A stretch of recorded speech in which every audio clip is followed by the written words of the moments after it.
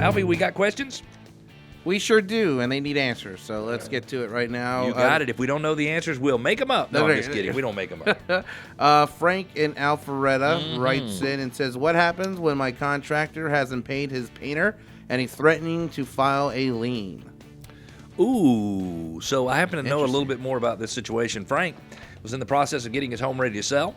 He had a good friend. You see me using air quotes? A good friend, Alfie, you see? A good friend I saw it. Yeah. Who is a contractor who agreed to fix up his house to make it where it would pop and it would sell really, really fast. In fact, it's an interesting story.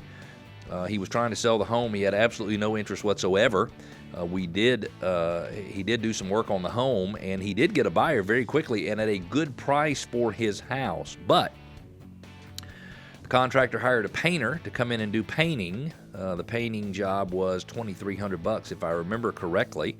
The contractor paid the painter zero of the $2,300 or $2,350. And so the painter naturally wants to be paid. So the painter reached out to Frank and said, if you don't pay me the money, I'm going to file a lien on your property. A lot of times, Frank, the independent contractor or the subcontractor, they won't file a lien. They'll just threaten to file a lien. There's a couple of things you could do if you disagree with the lien and you need time to get your contractor to pay it. You can actually pay a bond, I believe, with the clerk of superior court. I'm not sure exactly how it works, and I apologize. I should have done some more research before the show.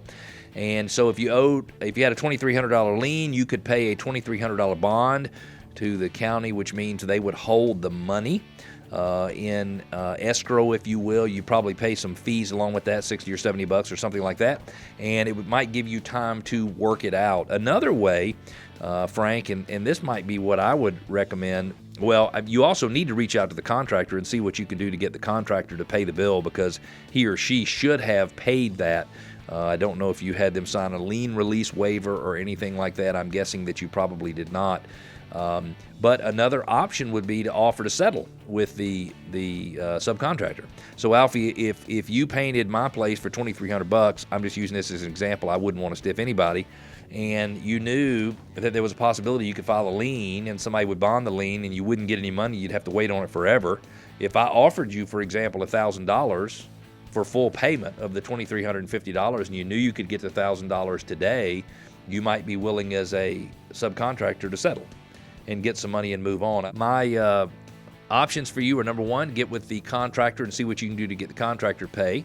Number two, if you think you can get the contractor to pay it and the subcontractor files a lien, you might want to place a bond, if I'm saying that correctly, with the clerk of superior court, and I am sorry, I don't know enough about the situation to give you the specific terminology, but you can certainly bond it for a small fee and have some time to work it out. And as a last resort, you might want to go ahead and try to settle, if you will, with the subcontractor.